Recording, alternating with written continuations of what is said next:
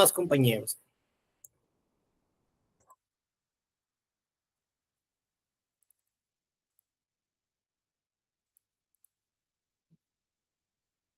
Bien, en cuanto a lo que viene siendo la última clase del día de hoy, el cual se refiere a lo que son las terapias de lo que respecta a cómo la terapia cognitivo-conductual influencia mucho en lo que es la autoestima y cómo podemos resolver o cómo podemos subsanar los problemas emocionales que muchas veces se producen debido a esta falta del control o el manejo de las emociones. La autoestima viene siendo algo muy frágil, puesto que en cualquier momento una persona puede desmoronarse, puede sentirse mal o puede afectarle esto principalmente porque no podemos canalizar adecuadamente las emociones y por consecuente nos sintamos mal o nos sentimos con mucha negatividad. Y es por ello que la autoestima viene reflejando, viene siendo una parte muy fundamental de cada uno de nosotros. Siento que cada persona, su autoestima se basa de diferentes factores, ya sea factores sociales, factores económicos, factores interpersonales y factores intrapersonales o propios de la misma persona, cómo han ido forjando su carácter, su temperamento, su forma de ser, etcétera. Y es por ello que la autoestima siempre debe estar cuidada adecuadamente. Por ello, la terapia cognitivo-conductual influye mucho en cómo una persona puede manejar adecuadamente o puede regularizar su autoestima de forma óptima y que no le afecten diferentes problemas que pueden aparecer en su cotidianidad.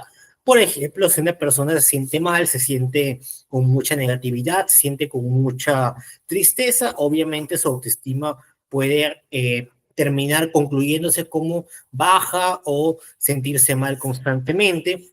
Y esto es porque la autoestima viene siendo este factor fundamental que es propio de cada persona. ¿Y cómo la terapia cognitivo-conductual influye en la autoestima? Si bien es cierto, la terapia cognitivo-conductual, recapitulando lo que se mencionó anteriormente, de que es una terapia que permite normalizar o que puede reemplazar aquellas escenas mentales o aquellos pensamientos negativos por pensamientos que sean más positivos, más fructíferos o que permiten determinar que la persona no se sienta totalmente mal, que pueda hacer que tu autoestima se sienta bastante normalizada, regularizada o que pueda sentirte bien, en pocas palabras.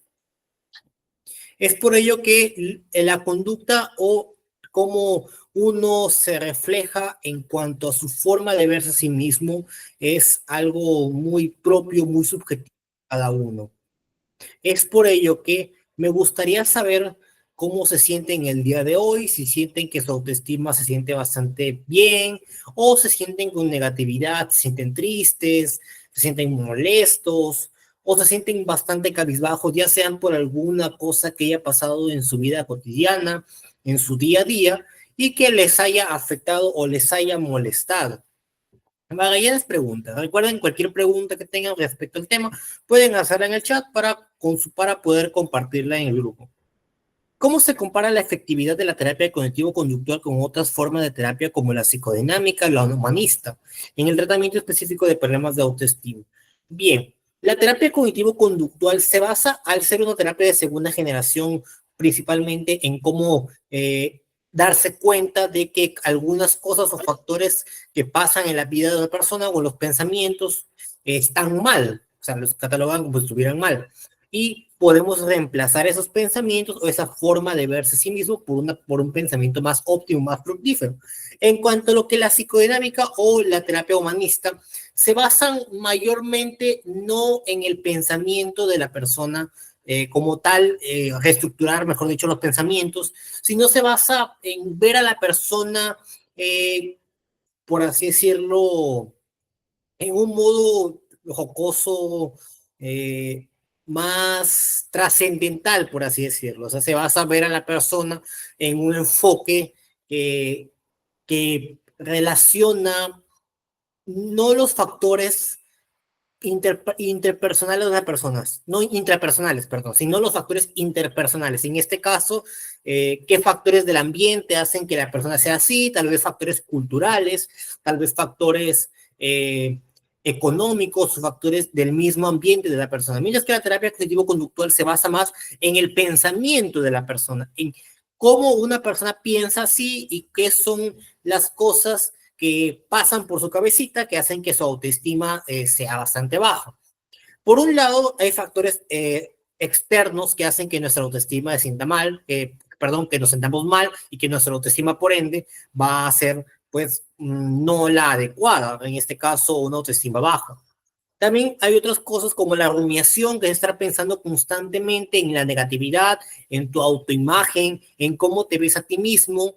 Y esto, pues, por consecuente, hace que tu autoestima también sea baja. O sea, son dos formas diferentes en las que pueden influir en tu autoestima y cómo estas terapias pueden reaccionar de forma diferente dependiendo de la persona. Aquí ya es algo mucho más relativo como tal. Pero hay que tener en cuenta de que las diferentes terapias, como voy mencionando en las clases, que son eficaces dependiendo de cómo sea la persona. No siempre va a una terapia a ser eficaz en una persona como lo va a hacer en otra persona. Aquí se basa mucho de la subjetividad y también de la relatividad de cómo una persona es. Es por ello que la terapia cognitivo-conductual para mejorar la autoestima trata estos problemas emocionales, estos pensamientos negativos o esta percepción que tiene uno mismo y cómo las estrategias adecuadas que pues, van a practicar o se van a ir mencionando son bastante fructíferas para poder mejorar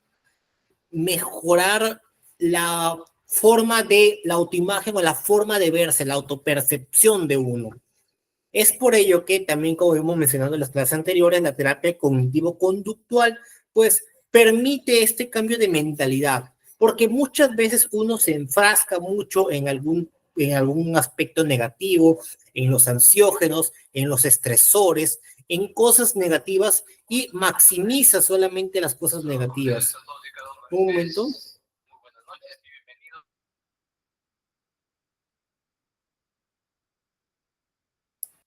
Bien, volviendo con el tema. Las personas terminan maximizando los pensamientos negativos porque estamos acostumbrados a simple y llanamente enfocarnos en las cosas malas, en las cosas que pueden afectarnos y no nos damos cuenta de qué aspectos son positivos como tal. Es por ello que la terapia cognitivo-conductual tiene esta finalidad, el que podamos enfocarnos en las cosas negativas, en darnos cuenta de qué aspectos positivos o qué aspectos son nos caracterizan y nos hacen, nos definen como algo positivo de nuestra vida, algo que sea bueno en nuestra vida, que muchas veces lo pasamos de largo o simplemente no nos enfocamos en qué aspectos son positivos como tal. Y creo que a más de uno le ha pasado que no nos damos cuenta de en qué cosas somos buenos, en qué cosas destacamos, y todo porque terminamos nublados por los pensamientos negativos. O sea, nos enfocamos mucho en las cosas que nos puedan herir, que nos puedan decir, en las cosas que nos puedan dañar, etcétera. Magallanes pregunta, ¿y qué métodos, escalas específicas se utilizan para medir la mejora de la autoestima de un paciente que reciba terapia cognitivo-conductual y cómo asegura su habilidad? Buena pregunta. En cuanto a qué escalas específicas, aquí sí es parte de investigación, pero hablando de lo que es la escala, a ver, hay diferentes tipos de escalas de motivación académica, pero también están las escalas de autoestima, el cuales han sido desarrolladas actualmente, que puedo mandarles ahorita el link, a ver, para poder corroborar. Voy a mandarles un link acá en el chat. Por ejemplo, tenemos la escala de Rosenberg, pero escalas más actualizadas.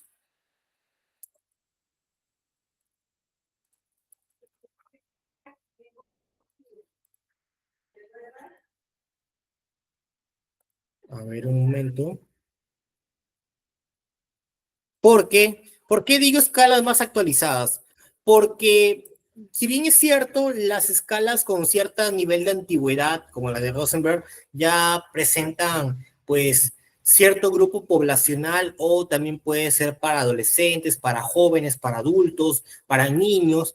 Las escalas psicométricas se van actualizando y por consecuente su confiabilidad, su validez de esas escalas puede variar dependiendo del grupo poblacional. Pero igual les voy a mandar aquí una investigación de una escala de autoestima para adolescentes, por ejemplo, que es de carácter psicométrico.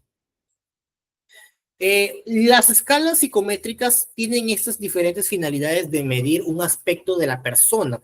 En este caso puede ser un comportamiento, un aspecto característico de alguien, ya sea su nivel de autoestima, su nivel de motivación académica, su nivel de autopercepción también, o su nivel de violencia, etcétera. Una vasta cantidad de escalas psicométricas que pueden medir diferentes aspectos de una persona, que les invito también a que puedan indagar más en ese tipo de escalas psicométricas, puesto que, como mencioné en la clase anterior, hay varias investigaciones que tienen diferentes finalidades, en este caso, diferentes formas de medir algún comportamiento de una persona que pueda presentarse. Como mencioné en la primera clase, que era el FUBIN, o el FABIN, el cual viene siendo el comportamiento de cómo una persona utiliza excesivamente el celular y termina distraído o termina sintiendo, mostrando un comportamiento descortés hacia otras personas por utilizar mucho el celular.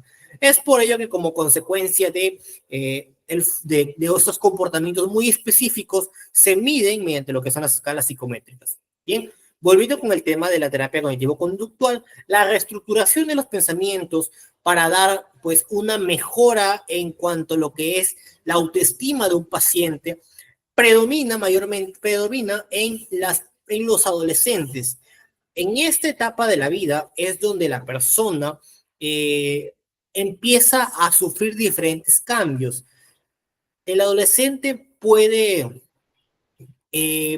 ser muy fluctuante en cuanto a su comportamiento y a su forma de pensar.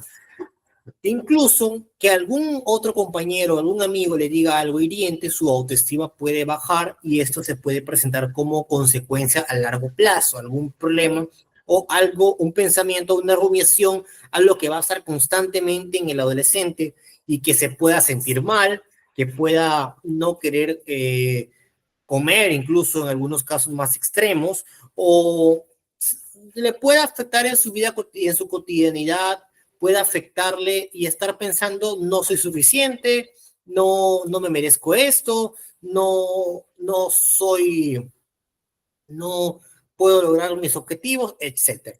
Y incluso ese tipo de pensamientos, ese tipo de dificultades puede generar un síndrome llamado el síndrome del impostor, o sea, una persona que logra algo, siente que lo que ha logrado no lo merece, o sea, no es parte de sí, no es alguien que lo ha logrado a costa de otros, por ejemplo. Y este síndrome del impostor se debe a una baja autoestima. O también dejarse influenciar por otros, dejar que otros decidan por ti, dejar que otras personas te cataloguen como algo que tal vez tú no eres, pero la baja autoestima va a ser muy frágil porque muchas cosas del ambiente, muchos factores pueden afectarte y pueden hacer que te sientas mal o pueden incluso arruinarte tu día. O también la tolerancia a la frustración.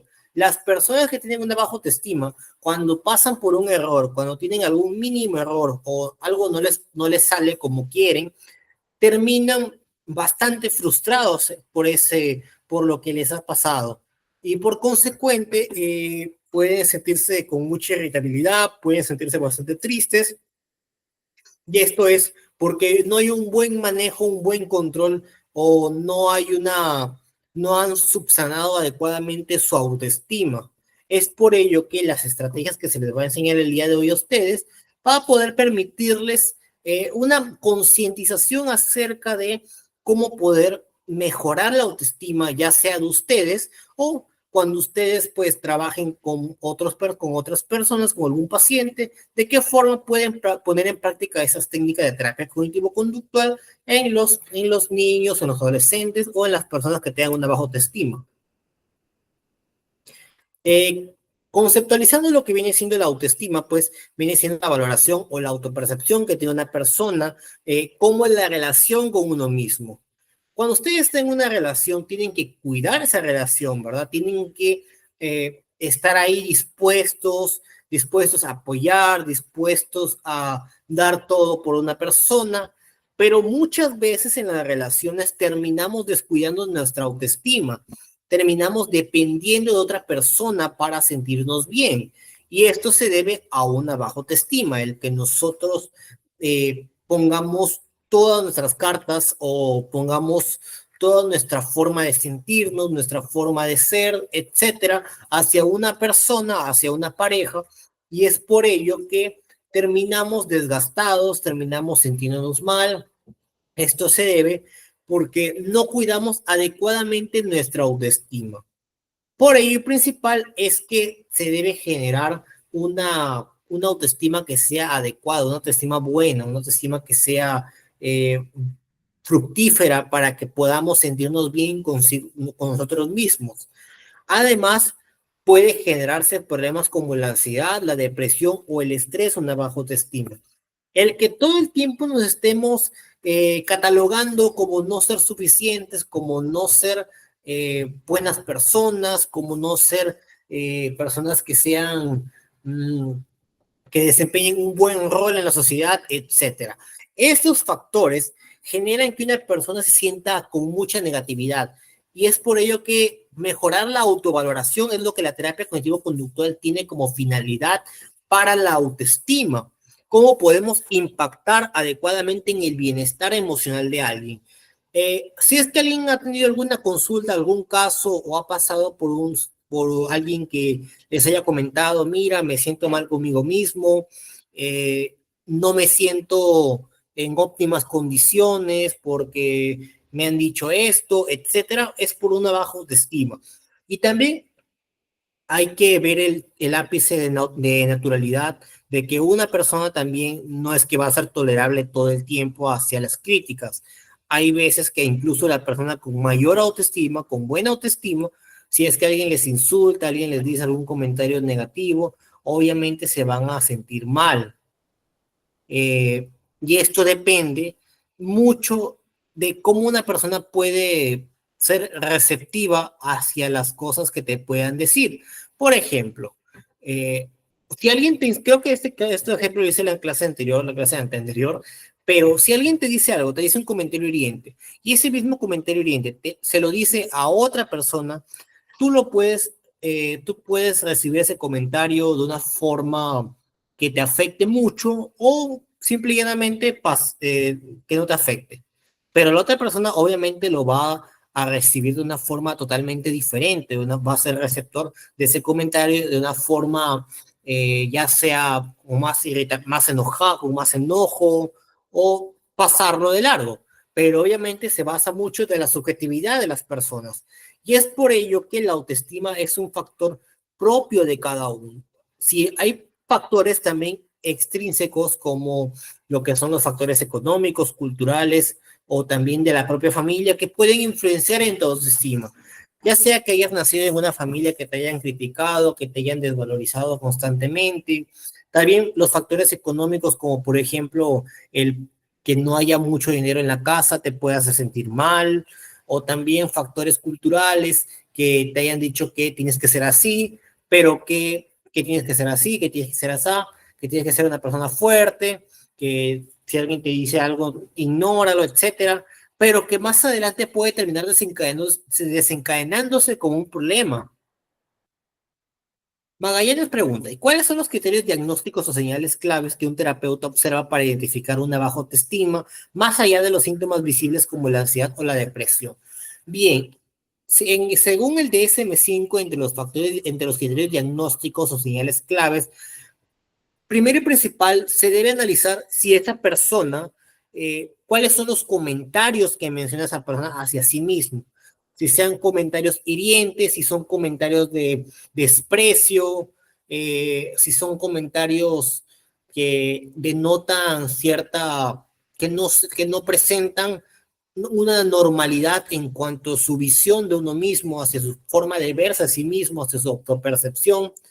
Otro factor que es pues clave es también analizar los comportamientos, como por ejemplo el estar cabizbajo constantemente, el que la sensibilidad. Obviamente aquí una persona puede ser sensible y no se debe por baja autoestima, pero también en otras ocasiones una persona puede ser muy sensible hacia cualquier comentario hiriente o que pueda incluso hacerlo llorar.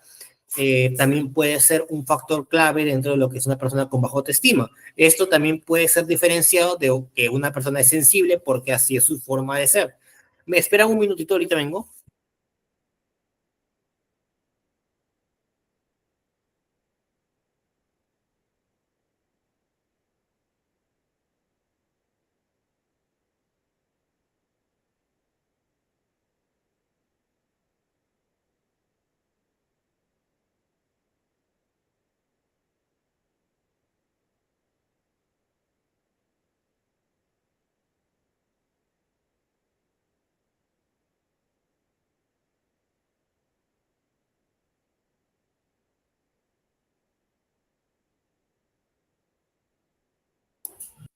Listo, volviendo con el tema en cuanto a lo que se con lo que respecta a una persona con baja autoestima, no solamente los comentarios de desprecio, de que no hay una buena percepción de sí mismo, porque muchas veces incluso el mismo ambiente puede hacer que una persona con baja autoestima tenga baja autoestima, o sea, el mismo ambiente, los mismos padres que estén constantemente criticando al hijo, o los amigos también que pueden decir comentarios hirientes, porque muchas veces hay amistades que se les puede categorizar o se les puede definir como amistades tóxicas, de un modo jocoso, decirlo así. Esto es porque son personas que constantemente te critican o constantemente te dicen comentarios pasivo-agresivos. Por ejemplo, que alguien te diga un elogio y que a la vez esté acompañado de una crítica. En este caso, ¿es una crítica o un elogio? O sea, hay que decidirse bien en lo que vas a decirle a alguien. Esto puede ser síntomas de envidia o puede ser que haya como que un fastidio hacia una persona. Es por ello que los comentarios pasivo-agresivos hay que saber identificarlos adecuadamente, porque muchas veces alguien te puede decir algo que sea que puede ser positivo, pero a la vez no lo dice con esa intención, o te puede hacer un comentario que no tiene una intención de halagar, una intención de decirte algo ameno, sino que en realidad las intenciones son totalmente opuestas. Críticas constructivas, exactamente, David. Aunque, si bien es cierto, las críticas constructivas pueden ser buenas, si te las dicen constantemente, a cada rato, si ya te las dicen así, sin siquiera haber una noción o algo, un factor principal del por qué merezcas tantas críticas constructivas, ya ahí hay un problema. A ver, voy a leer lo que dice en el chat. Andrea Gómez menciona. Buenas noches. Una consulta. ¿Es verdad que desde niño adquiere sentimientos provocados por personas que lo lastimaron de manera emocionalmente y que ya de adulto puede causar algún tipo de eventos traumáticos que probablemente se puede olvidar de manera progresivamente? Sí, muy cierto, Andrea. Cuando, como mencioné hace varias clases, hasta los 7 años se va a forjar la personalidad o el carácter de un niño. Si este niño ha pasado por algún evento traumático o algún evento que pueda ser muy dañino en su infancia, se puede terminar, por así decirlo, generando en la adultez, desembocar en la adultez un comportamiento o algún trauma que ya ha pasado de niño. Esto porque muchas veces nuestro cerebro hace que olvidemos ciertas cosas para no hacernos sentir mal. Yo sé que más de uno le ha pasado que le han criticado en el pasado, le han dicho algo o ha pasado por algún evento muy fuerte y que hoy en día tal vez no se acuerden. Eso es porque el cerebro tiene esta capacidad de no negar, sino como evitar desembocar estos recuerdos que han sido negativos para tu vida o que sean negativos para ti. Y que obviamente de manera progresiva se puede ir trabajando en un adulto, cómo poder enfrentar esos pensamientos negativos, estos traumas emocionales adecuadamente. Obviamente no es algo que se pueda dar de una sesión a otra, sino que tienen que darse varias sesiones con un terapeuta, con un psicólogo, porque los problemas emocionales pueden ser muy delicados para poder afrontar, pueden ser muy complejos para poder sobrellevar y esto depende de la persona y también su determinación, porque también trabajar constantemente con un psicólogo puede ser muy, puede ser muy rutinario, pero a la vez va a ser muy fructífero para que puedas mejorar como persona, para que puedas enfrentar esos problemas, enfrentar estos traumas adecuadamente. Y si bien es cierto, durante la infancia, estos problemas, estos pensamientos, estos recuerdos pueden o ser olvidados, durante la adolescencia, cualquier evento dañino, cualquier evento que pueda considerarse como catastrófico para el adolescente, puede terminar no reprimiéndose, sino siendo parte de la vida del adolescente. Por eso muchas veces no sabemos qué cosas están haciendo los adolescentes.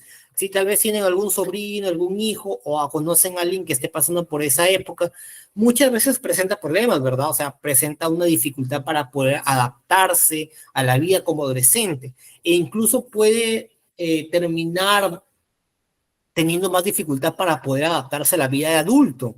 Y esto es por las cosas que pasan en su vida, que muchas veces pasamos de largo, muchas veces no se le toma en cuenta la autoestima del adolescente, si se siente bien, si ha pasado por problemas en el colegio. Obviamente por vergüenza no va a decir la verdad, pero es por ello que es importante brindarle la confianza adecuada al adolescente, brindarle la confianza para que pueda contar sus problemas, porque creo que a más de uno le ha pasado esas cosas. A más de uno puede que les hayan dicho, mira, tienes que ser fuerte, no puedes llorar, no puedes ser sensible, tienes que ser una persona rígida porque te pueden hacer una mala jugada, una mala pasada. Pero muchas veces se ignoran los problemas del adolescente. Los padres a veces pasan de largo que el adolescente está pasando por diferentes dificultades.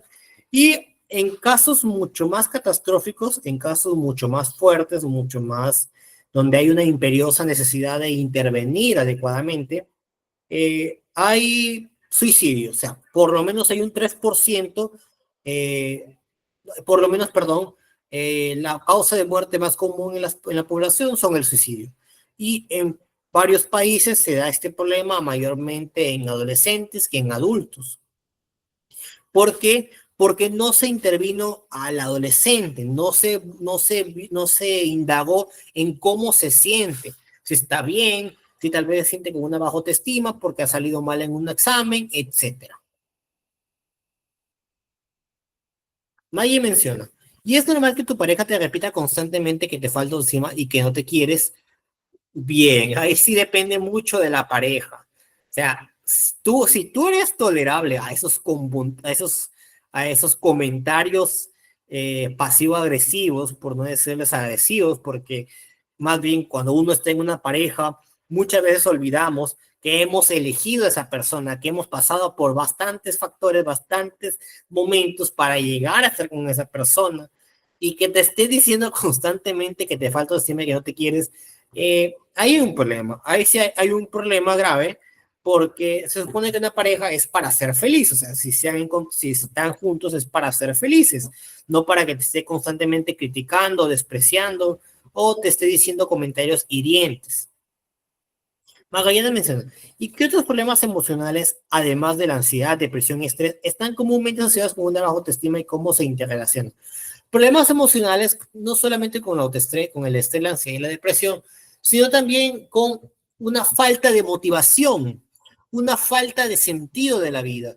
Esto ya es un ámbito ya más filosófico, pero incluso terapias como la logoterapia son indispensables para ese tratamiento de personas que pierden el sentido de la vida, o sea, pierden eh, el estar sintiéndose con ese sentimiento de querer estar, seguir viviendo en este caso, sentir el sentimiento, valga la redundancia, pero que a veces la baja autoestima también se puede dar por esos factores, el perder sentido de la vida, o sea, ¿por qué seguir existiendo? ¿Cuál es el propósito de vivir?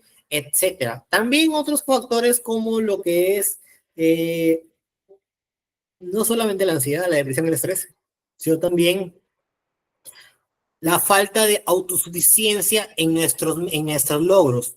Por ejemplo, que una persona logre sacarse un 20 en el examen y que en ese momento ya no siente esa autosuficiencia, no se siente como realizado, sino que dice, bueno, lo logré y listo, nada más, un logro menos, no es algo trascendental para mi vida. Y acá se refleja la baja autoestima, porque no sabemos o no sabemos aceptar nuestros logros, nuestras metas, lo que hemos cumplido. Y acá se relaciona con la baja autoestima porque sentimos constantemente de querer más y más, de querer seguir progresando más y más, que te den igual los logros exactamente, Magallanes, porque una persona no sabe valorar lo que ha logrado, valorar sus metas y por consecuente va a seguir sintiéndose insatisfecho con lo que logre, va a sentir constantemente sentirse con la falta de realizar logros, de realizar cosas que pues son como metas y pues por consecuente se va a sentir constantemente mal consigo mismo. Es por ello que la terapia cognitivo-conductual se enfoca en poder identificar o cambiar los patrones de los pensamientos negativos o disfuncionales, ya para que ultimarlo con respecto al concepto de la terapia cognitivo-conductual, cómo podemos identificar los pensamientos automáticos y desafiarlos para que esos pensamientos puedan moldearse por conductas más positivas, por pensamientos más positivos, por patrones que sean más fructíferos y óptimos para la persona. David menciona, ¿existe el test para medir la autoestima? Sí, claro. Ahorita mismo voy a mandar el test para medir autoestima porque hay diferentes tipos de test, diferentes tipos de escalas. Escala para medir autoestima, porque como mencioné, el de Rosenberg también es uno, pero obviamente van actualizándose constantemente. Van a ir actualizándose por otros instrumentos, los cuales también son factibles para poder medir la autoestima. Acá pasa un test de autoestima, el cual creo que también es de Rosenberg, un artículo, una página para que puedan investigar o para que puedan leerlo, que también pues permite medir la autoestima, también de forma básica. Disculpe, Mariana mencioné, puedo proporcionar un ejemplo concreto de un pensamiento automático negativo relacionado con la autoestima y detallar cómo se aborda en una sesión de terapia cognitivo-conductual. Bien, aquí ya pasamos más que todo a cómo se puede trabajar ese pensamiento automático. Por ejemplo, que en tu colegio o en el centro de estudios donde estés, el profesor te diga que no sirves para esta carrera o que no sirves para esta clase, ya sea matemática, lenguaje, literatura, etc. Entonces vas a estar constantemente con ese pensamiento automático negativo, vas a estar constantemente pensando, no sirvo para esta carrera, mejor me salgo, no sirvo para estudiar y ese pensamiento va a seguir creciendo, va a seguir volviéndose más constante y eh, más, más dañino para tu cotidianidad, para tu vida. ¿Por qué? Porque vas a estar ahí pensando constantemente, vas a estar ahí reteniendo ese pensamiento. Y es por ello que la finalidad de que uno pueda trabajar la terapia cognitivo-conductual, ese pensamiento automático, es primero y principal que el terapeuta, obviamente, genera el rapport, genera la confianza para que el paciente cuente sus problemas. Ahora, segundo y principal es empezar trabajando la autoestima del paciente, empezar trabajando, eh, obviamente sé que la autoestima viene siendo el factor principal de cuál es el problema que está generando que constantemente te sientas así. Empezar trabajando la autoestima, empezar luego identificando cuáles son los factores dañinos, cuáles son los factores que te hagan sentir así. Tercero, el que podamos cambiar esos pensamientos negativos por aspectos positivos del paciente. ¿Qué aspectos son característicos? ¿Qué aspectos son buenos? Por ejemplo, una práctica es preguntarle a 4 familiares, 5 familiares del paciente, eh, que el paciente pregunte, obviamente, a los familiares 5 aspectos positivos o 5 cosas que son resaltantes del paciente. Esto ya es una tarea práctica, porque se puede identificar, primero y principal, la autoestima del paciente, cómo se siente valorizado, qué factores hacen que se sienta mal, y tercero, trabajar constantemente en qué casos, qué cosas son resaltantes del paciente que tal vez no se da cuenta, porque en la mayoría de casos de autoestima, los pacientes olvidan en qué cosas son buenos, olvidan mucho valorizar o maximizar los pensamientos positivos o valorizar aspectos que son buenos de él. Muchas veces se termina uno olvidando de eso. Y es por ello que trabajar así progresivamente, que el paciente pueda identificar los factores que resaltan de sí, los factores que son característicos del paciente, muchas veces obviamente los pasa de largo. Nos enfocamos mucho en las cosas negativas. ¿Y qué pasa si el paciente no quiere trabajar en su autoestima o termina recayendo? Otra práctica, aparte de lo que viene siendo el preguntarle a otras personas qué cosas son positivas del paciente, otra práctica, otra técnica también es eh, redactar, redactar un registro de el pensamiento automático. En este caso, cada que aparezca ese pensamiento automático, escribirlo durante 10 a 15 minutos. La técnica de Penny que le he mencionado en clases anteriores, acerca de que un pensamiento negativo se puede ir registrando para que en el momento que termine desembocándose, en el momento que termine apareciendo otra vez, escribirlo, porque a veces escribir sirve mucho para poder desahogarse. Y si en el momento no sabe, no puede escribirlo, decírselo a alguien más, decírselo a su compañero, a su amigo, a su familiar, etcétera. Porque también sirve mucho desahogarse. Una técnica muy conocida que es el desahogo, el que se pueda comentar cómo te sientes y sentirse un poco más liberado en cuanto a ese pensamiento.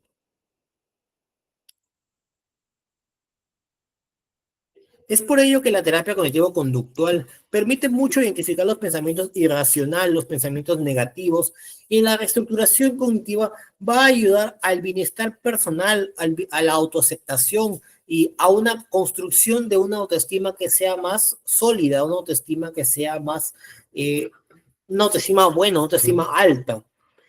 Y muchas veces olvidamos el trabajar la autoestima. Por eso en la adultez este tipo de problemas termina desembocándose. Por ejemplo, que una persona se sienta mal todos los días, que sienta muy rutinaria su vida o que se sienta con este aire de negatividad, sentirse irritado, etcétera. Creo que muchos hemos visto adultos que tal vez estén irritados con la vida que llevan, que se sienten con esa negatividad constante. Y esto es porque no se trabajó la autoestima hace años o no se trabajó la autoestima en su debido momento.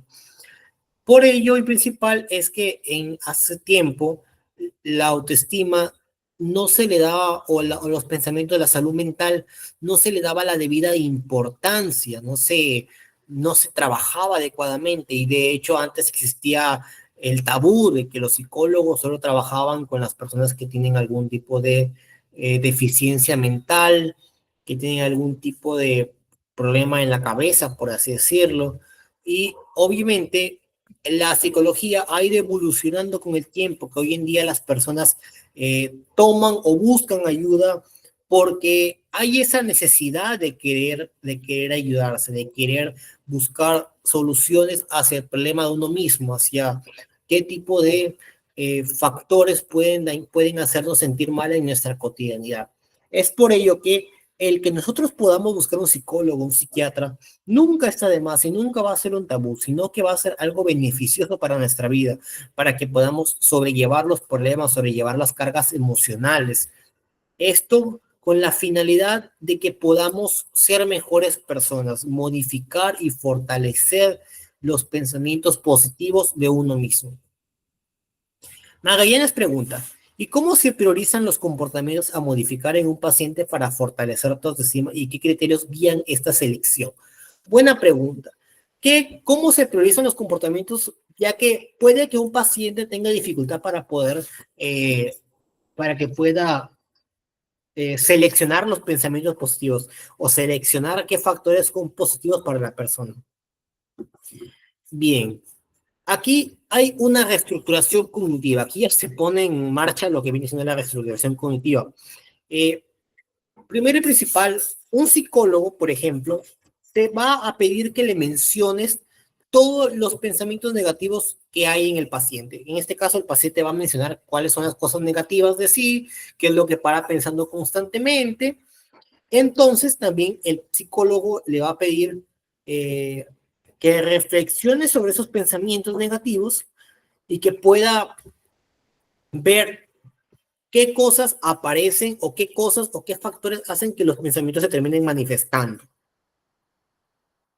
En este caso, cuando el paciente realiza estas acciones, el psicólogo va a invitarlo a que pueda, por así decirlo, de un modo jocoso, abrir los ojos. O sea, en este caso, darse cuenta de que los pensamientos solo son pensamientos, o sea, son solo a veces se puede catalogar como una sobreexageración del problema como tal. Por ejemplo, que yo pienso que no soy bueno para esto y que en mi mente no solo pienso que no soy bueno para esto, tampoco soy bueno para lo otro, no soy bueno para lo demás, etcétera. Que no soy bueno para nada.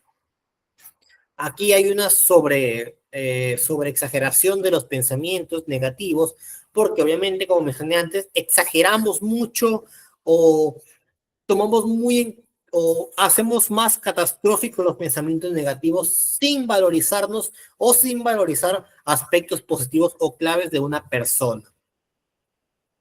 Es por ello que para modificar estos comportamientos es hacer entender al paciente de que son pensamientos, o sea, es parte de tu mente nada más.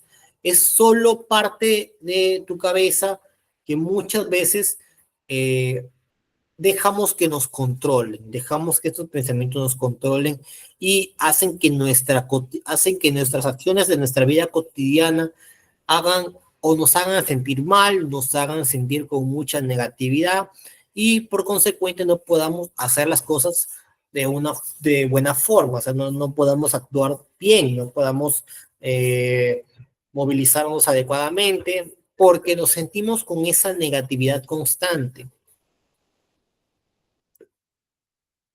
Es por ello que entre las estrategias prácticas para la terapia cognitivo-conductual, para trabajar los pensamientos negativos, es primero el diario de pensamientos, el que podamos anotar los pensamientos y que se puedan reestructurar con un enfoque más positivo, el que podamos ver qué cosa es lo opuesto a ese pensamiento negativo que tenemos. Por ejemplo, que alguien te insulte o te diga un comentario despectivo acerca de tus ojos. Puede que ese pensamiento se quede constantemente en ti, pero puedes modificarlo por esa es su forma de pensar, es su forma de verme, pero yo me veo así, yo no soy así, mis ojos están bien, etcétera. O sea, ver que hay cosas o factores que no podemos controlar, no podemos hacer nada contra esas cosas, pero que si tenemos una buena autoimagen, una buena autopercepción, entonces los problemas o los comentarios hirientes, los comentarios que nos puedan hacer las demás personas, no nos van a afectar tanto como deberían. Magallanes pregunta, ¿Cómo se orienta a un paciente para usar el diario de pensamientos de manera efectiva y qué instrucciones se le dan para reestructurar los pensamientos negativos? Primero y principal, que en ese momento, en el momento de la terapia, se le pida al paciente que pueda mencionar todas las cosas negativas, escribir todas las cosas negativas que pasan por su cabeza. Luego, el terapeuta le menciona al paciente qué cosas son opuestas de sí, que son cosas son opuestas a ese pensamiento negativo, que son parte del individuo. Por ejemplo, si no es bueno en matemáticas, tal vez es bueno en otra carrera, en otro ámbito estudiantil. En este caso puede ser los números, perdón, las letras o la historia, la psicología, etcétera. Este registro de emociones, este registro de pensamientos, perdón, este diario de pensamientos, el paciente, el terapeuta obviamente va a orientarlo a que pueda darse cuenta mediante el diálogo, eh, qué cosas tal vez el paciente no se da cuenta o que son positivas de sí, o de esos problemas, de esos pensamientos negativos, qué cosas son buenas que tal vez no se ha dado cuenta, no se ha percatado. Este diario de pensamientos, el paciente tiene que registrarlo todos los días, incluso al despertar, para que cuando tenga que enfrentar alguna situación similar o igual al de los pensamientos que estén apareciendo en su cabeza, pueda afrontarlo de mejor manera, puede ya tener las herramientas adecuadas para poder afrontar los problemas debidamente. Otra estrategia viene siendo el refuerzo positivo, en este caso el establecer metas que sean más pequeñas para que la sensación de alcanzar estas metas, estos logros, el paciente se pueda sentir bien, porque partiendo de logros más pequeños, partiendo de objetivos que sean más, obviamente, realistas, pero que el paciente pueda lograr de manera progresiva, en este caso, es una estrategia muy adecuada para que poco a poco el paciente se va a sentir bien. El que pueda registrar sus logros, el que pueda decir, he logrado algo el día de hoy, me merezco una recompensa. El paciente poco a poco se va a sentir bien consigo mismo porque partiendo de pequeños logros, el paciente va a sentirse mejor progresivamente, va a sentirse eh, con un sentimiento, perdón, va a sentirse, ay, sentimiento, va a sentirse bien consigo mismo porque el que pueda lograr cosas desde lo más pequeño hasta lo más grande va a ser una mejora para su autoestima, para su percepción, porque va a ser pues un logro constante o cada día un trabajo más adecuado para que pueda alcanzar sus metas, poco a poco, obviamente de manera progresiva. Otra estrategia es la visualización positiva. El imaginar situaciones donde la persona actúa con confianza y seguridad, ayudando a fomentar su autoestima. Aquí entonces se le genera, se le pide al paciente que pueda visualizar situaciones de éxito, situaciones que el paciente puede lograr, que puede alcanzar de forma realista para que no esté enfocándose mucho en la catastrofización de los pensamientos, en este caso de pensar de manera catastrófica, de pensar negativamente y enfocarse en los pensamientos, en situaciones más positivas, en situaciones que le brinden seguridad, que puedan mejorar su autoestima. Aquí hay preguntas, Magallanes pregunta. ¿Y cómo se asegura que el reforzamiento positivo fomente la autoeficacia interna sin generar dependencia de la validación externa? Muy bien, en cuanto a lo que es la validación externa, aquí es importante que el terapeuta ayude a que la persona, pues, con cada logro, con cada meta que va alcanzando, puede recompensarse a sí mismo. Por ejemplo, que no voy a comer chocolate si es que logro, si es que logro dormir temprano el día de hoy. Entonces, ya no va a depender de la valoración externa, va a depender solo de sí mismo, de los pequeños logros que va a ir alcanzando. El que pueda darse recompensas hacia sí mismo va a permitir generar este refuerzo positivo, fomentar esa autonomía de poder lograr metas, partiendo de que uno se sienta bien consigo mismo, de que pueda alcanzar metas que, aparte de ser realistas, puedan generar esta autosuficiencia. Andrea menciona, una consulta. En cuanto al reforzamiento positivo, por lo general se puede anotar en un diario personal el logro de un objetivo que se había planificado en su plan como persona profesional. También es una buena técnica o una combinación de estrategias que también se basa en que los logros que va alcanzando una persona pueda ir registrándose constantemente. Puede ir escribiendo, el día de hoy he logrado salir bien en mis calificaciones, por consecuente, me merezco un regalo y uno mismo se da ese regalo porque va generando pequeños logros, va generando un cambio en su autoestima. Magallanes pregunta, ¿existen riesgos en el uso de la visualización positivas como generar expectativas irreales y cómo se mitigan? Muy bien.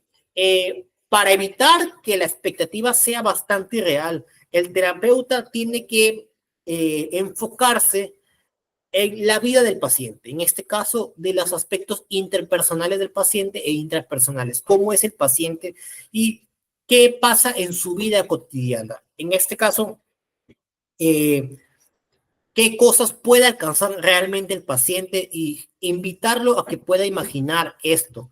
Obviamente es un proceso constante, es un proceso que el terapeuta va guiando al paciente, va diciéndole qué cosas tiene que ir imaginando, tiene que ir visualizando. Aquí es un trabajo constante entre el terapeuta y el paciente, porque a veces puede volverse como un pensamiento o una forma de ver algo que es totalmente real. Obviamente puedo decir, voy a ser millonario, me imagino ser millonario, pero si todavía no hay factores o no hay cosas en el ambiente que generen o que te hagan hacer millonario, entonces hay que ir paso por paso, hay que ir trabajando constantemente. En vez de ser millonario, voy a esforzarme más, me visualizo ganando más dinero si me esfuerzo más este mes de trabajo. Porque incluso puede haber una frustración si el paciente no logra lo que está visualizando, no sé, no concreta sus metas realistas.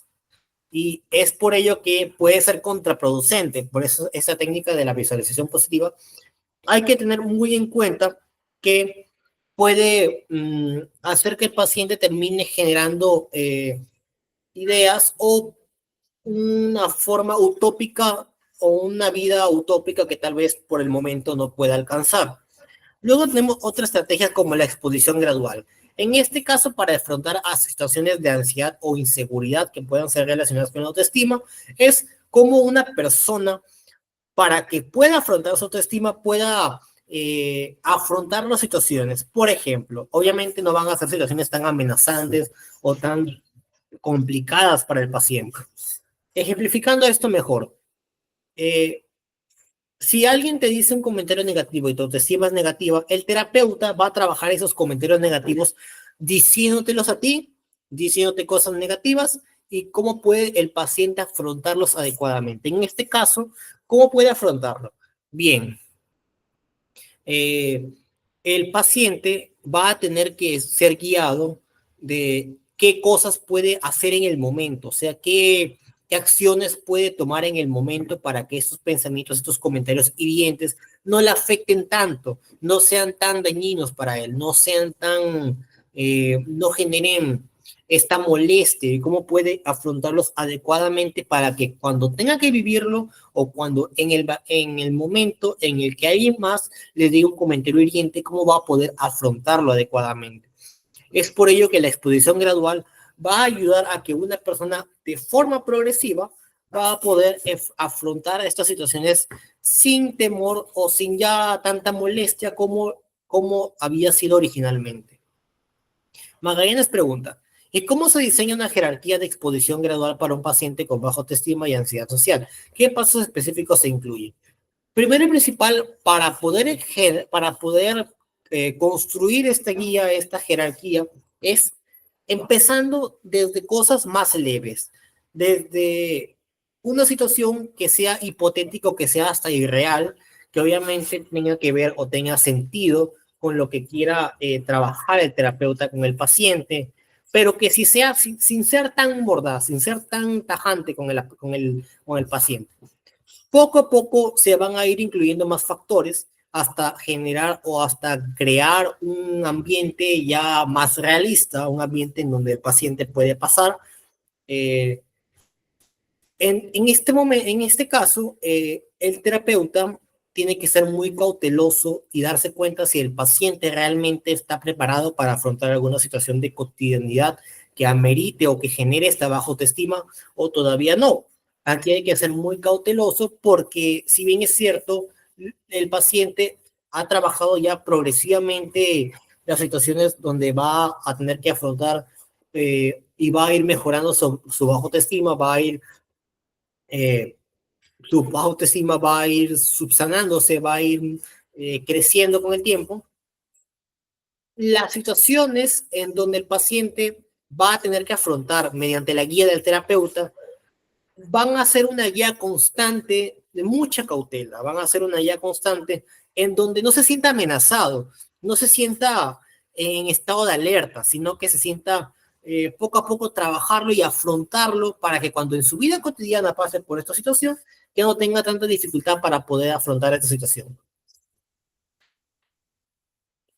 Otra estrategia práctica viene siendo el modelado. El modelado viene siendo el observar a otra persona realizar una acción que la persona con bajo autoestima encuentra difícil. En este caso, un guión social, un patrón, un guión social, eh, en donde el paciente va a ver un ejemplo de cómo otra persona puede afrontar la situación similar a la que el paciente, a la que el paciente esté pasando. Eh, por ejemplo, ya sea la autocompasión, la autoconfianza, un manejo de emociones, como un ejemplo, una ejemplificación del problema, puede ayudar a que el paciente pueda afrontar una situación similar, pueda haber una situación similar y cómo pueda afrontarlo otra persona que esté pasando por algo similar. Esto ayuda a que alguien se sienta con más comodidad o darle un ejemplo de cómo poder afrontar la situación adecuadamente y esto va a ayudar mucho a que pueda sentirse a que pueda sentirse a que pueda sentirse tranquilo, a que pueda sentirse con con más facilidad para manejar adecuadamente los problemas. Es por ello principal que el terapeuta siempre va a tener que tener mucho cuidado para afrontar las situaciones, para poder afrontar, para que pueda ayudar a que el paciente pueda afrontar las situaciones de una manera muy cautelosa, porque si bien es cierto, puede haber dificultades en cuanto a este tipo de técnicas, siempre va a depender de la persona, siempre va a depender de la voluntad de la persona para poder afrontar adecuadamente estos problemas.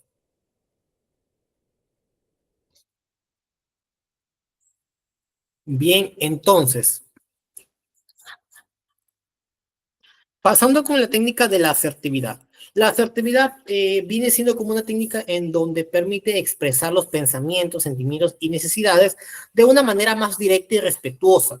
En este caso, que el paciente pueda expresar todo lo que siente en el momento, puede expresar todos los pensamientos negativos, porque ayuda mucho a liberarse, porque ayuda mucho a que una persona pueda aceptar esos pensamientos y que mediante la técnica de la asertividad, en este caso, eh, que la persona puede expresarse libremente, va a permitir el desahogo, por así decirlo, el desahogo que va a permitir que un paciente se sienta tranquilo, se sienta más relajado, más, con mucha más tranquilidad, una paz interna.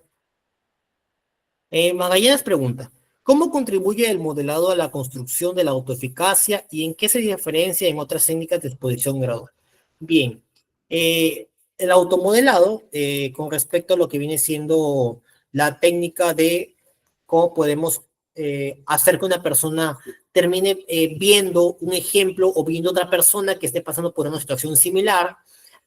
Aquí se diferencia de otras técnicas porque el paciente no va a vivir esa situación, sino que va a ver cómo se realiza esa acción, cómo se realiza o cómo se crea esa situación.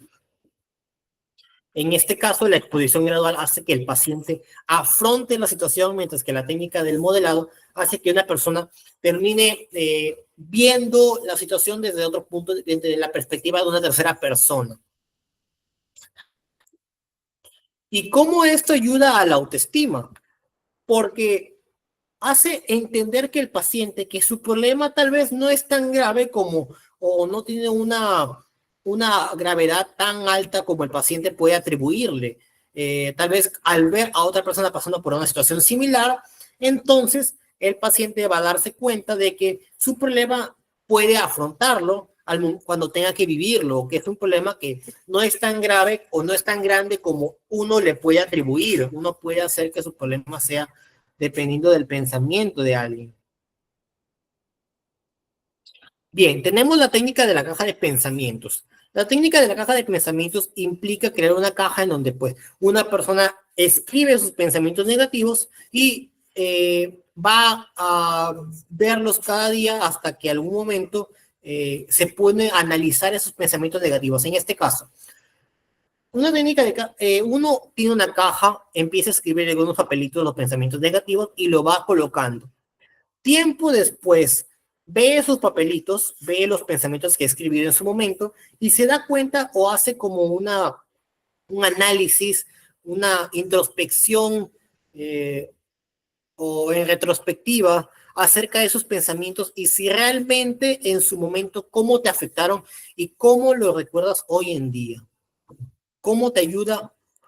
Claro, Magallanes pregunta, disculpen, ¿qué se diferencia la técnica de la caja de pensamientos y el diario de pensamientos en términos objetivos y resultados esperados? Bien, en cuanto al diario de pensamientos es escribir los pensamientos todos los días y escribir el pensamiento positivo o lo opuesto a ese pensamiento negativo. Mientras que la caja de los pensamientos es más escribir los pensamientos del día a día, en este caso puedes escribirlo en la noche, después de haberlo vivido en tu vida cotidiana, y guardarlos en la caja y más adelante leer sus pensamientos y ver cómo te afectan, cómo te afectaron antes, analizarlos cómo te afectaron antes en su momento y cómo te afectaron y cómo te afectan hoy en día. Si realmente ha habido un cambio o si realmente ya has sabido sobrellevar esos pensamientos negativos. En este caso, uno en uno te permite analizar que los pensamientos negativos tienen su opuesto, en este caso los pensamientos positivos o oportunidades que puedan que son, pues, que los pensamientos negativos no eran tan dañinos o no, o tienen un aire de algo de positividad, un aire de que realmente tienen su contraparte. En este caso, yo puedo escribir, me siento mal, soy malo en matemáticas, pero al costado puedo escribir, soy bueno en letras, soy bueno en comunicación, o no soy tan malo en matemáticas. Mientras que en la caja de pensamientos, uno escribe, por ejemplo, el día de hoy me regañaron, o el día de hoy me insultaron, y tiempo después lees ese papelito y dices, bueno, en su momento me afectó, pero hoy en día ya no me afecta tanto como antes, ya no me molesta tanto como antes. Obviamente es una retrospectiva, una forma de ver ya pasado el tiempo, estas situaciones que tal vez en su momento te afectaron mucho. Luego pasamos al análisis de la realidad. El análisis de la realidad permite examinar de manera objetiva las evidencias acerca de una persona. En este caso, cómo podemos analizar en perspectiva a una persona, cómo uno mismo puede verse, si realmente su propia autoestima está bien, si está mal, si está bien, cuáles son las cosas que son buenas de uno, cuáles son las cosas malas de uno. Por ejemplo, la técnica puede aplicarse a un espejo. Si una persona se ve en un espejo, tiene que ver o tiene que decirse a sí mismo, yo soy bueno en esto, yo soy bueno en estas cosas, maximizar los logros, maximizar las cosas que el paciente ha logrado con el tiempo, que muchas veces, como mencioné antes, se pasa de largo. Es por ello que aquí es más como una visión, como una crítica constante, positiva, una crítica que puede ayudar a que una persona pueda darse cuenta de en qué cosas son buenas de sí mismo que tal vez no ha tomado en cuenta antes. Magallanes pregunta, en cuanto al análisis de realidad, ¿qué preguntas específicas se hacen al paciente durante el análisis de realidad para desafiar sus pensamientos autocríticos y cómo facilita esos procesos? Bien, eh, en cuanto a esta guía que tiene que hacer el terapeuta, esto ya es más como un trabajo que el paciente tiene que hacer en su casa. O sea, el análisis de realidad es como que se le pide al paciente que pueda verse a sí mismo en el espejo y empezar a recordar, por así decirlo, a reflexionar una visión diferente, una perspectiva distinta de sí mismo, una forma de verse que tal vez antes no se ha dado cuenta.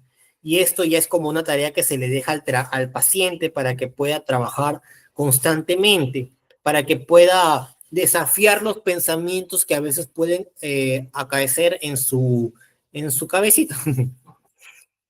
Es por ello que la técnica de lo que es el análisis de realidad viene siendo como una autocrítica, un análisis progresivo del paciente, de cómo se puede ver a sí mismo y qué cosas son resaltantes de uno que a veces pues no nos percatamos o no nos damos cuenta de en qué somos buenos. Luego tenemos los efectos positivos de lo que viene siendo la terapia cognitivo-conductual en la autoestima. Primero y principal, una mejora en la autopercepción. Que nosotros nos veamos tengamos una percepción más positiva de nosotros mismos, que podamos darnos cuenta de qué cosas son positivas y qué aspectos son negativos que tenemos que dejar en el pasado. Tenemos que obviar esos pensamientos negativos y enfocarnos en los pensamientos positivos. Luego, una reducción de la ansiedad y la depresión. También permite lo que viene siendo una reducción de la ansiedad, de esos momentos ansiosos, de los ansiógenos, que hacen que puedan somatizarse en dolor de cabeza, en estrés, y también de la depresión, que puede hacernos sentir mal con nosotros mismos, esto debido por factores del ambiente, factores externos o factores internos. Y por último, el empoderamiento personal. Cómo una persona puede sentirse bien consigo misma, valorado a sí mismo, y que gracias a esto la persona va a fortalecer su autonomía, va a tener esta fortaleza propia para poder afrontar las situaciones de la vida cotidiana, de la cotidianidad, de las situaciones que antes atrofiaban su autoestima y cómo ahora puede afrontarlas mediante las técnicas adecuadas y óptimas para poder sentirse bien consigo mismo. Y para concluir, la terapia cognitivo-conductual viene siendo como una de las formas más efectivas para tratar los problemas emocionales derivados de una baja autoestima.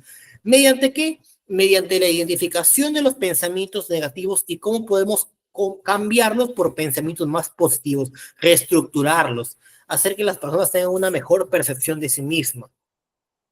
Andrea pregunta, una consulta adicional, ¿es saludable reducir el nivel de ansiedad y estrés al tener una mascota en casa?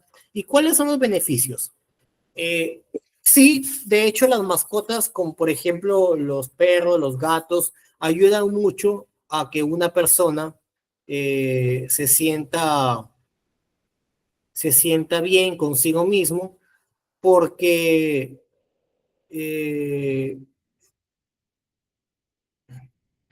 se sienta bien ya que permite generar ese ambiente de comodidad, ese ambiente ameno que a veces pasamos de largo, porque al fin y al cabo una mascota no te juzga, no te dice ningún comentario negativo, solo es una mascota y te acompaña.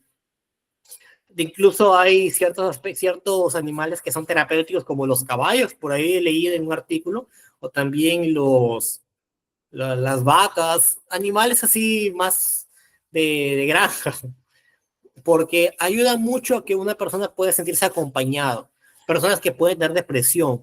Incluso en algunas sesiones terapéuticas también se le pide al paciente que lleva su mascota porque se siente bien, porque genera ese ambiente de comodidad, ese sentimiento de tranquilidad, ese sentimiento ameno.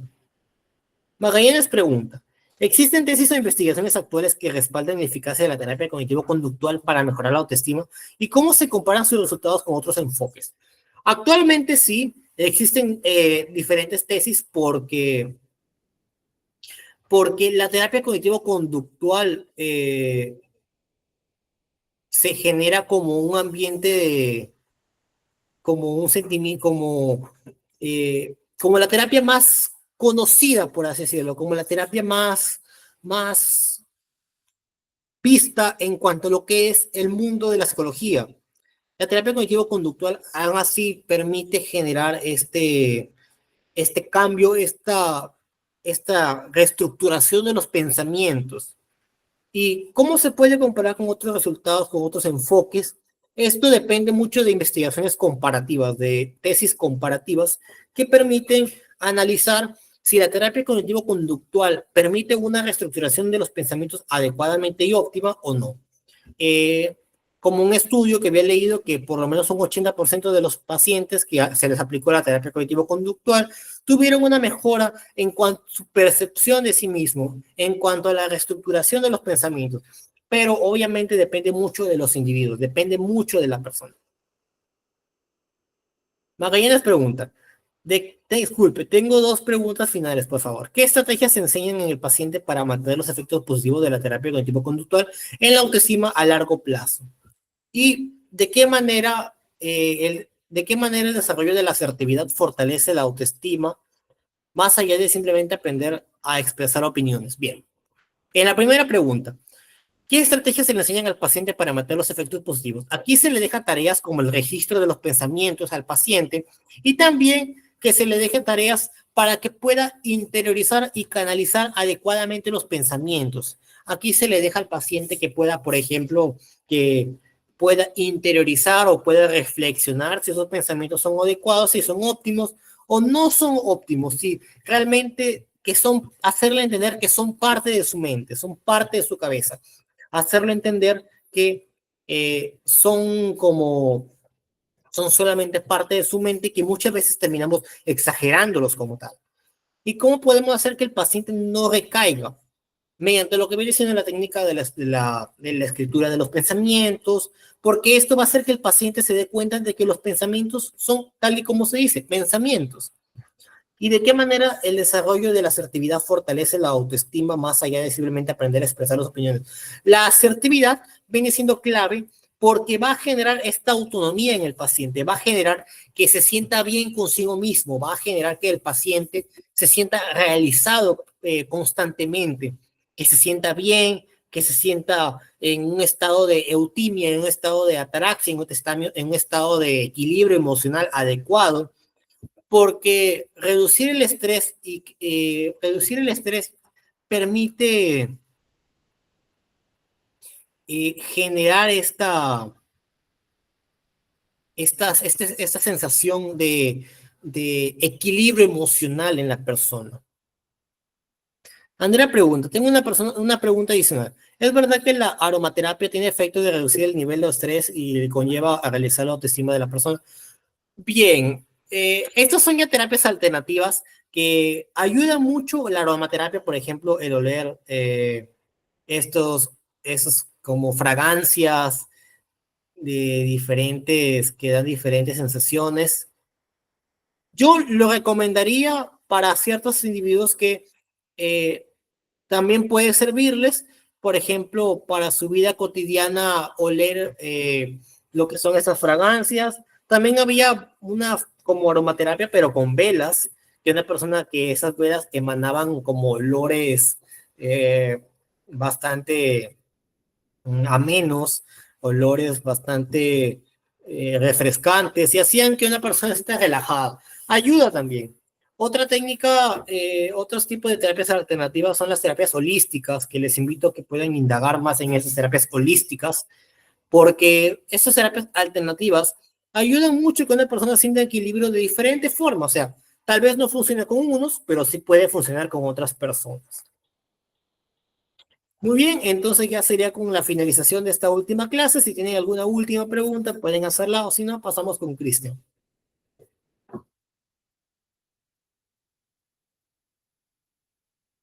Creo que es la última clase para obtener el certificado.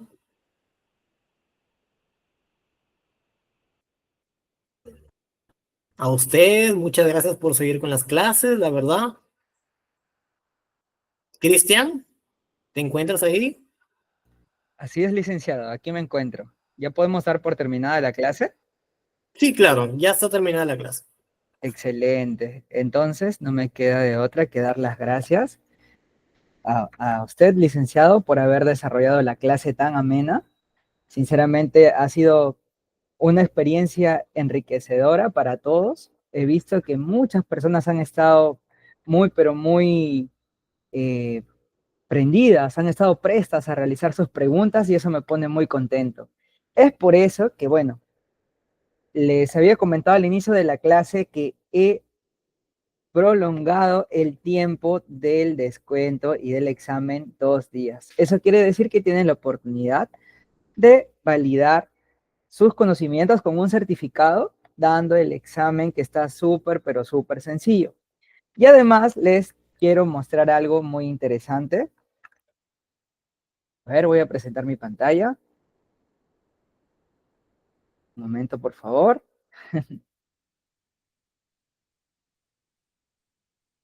No sé si ya se logra apreciar. ¿Me confirman, chicos? Reaccionando, reaccionando.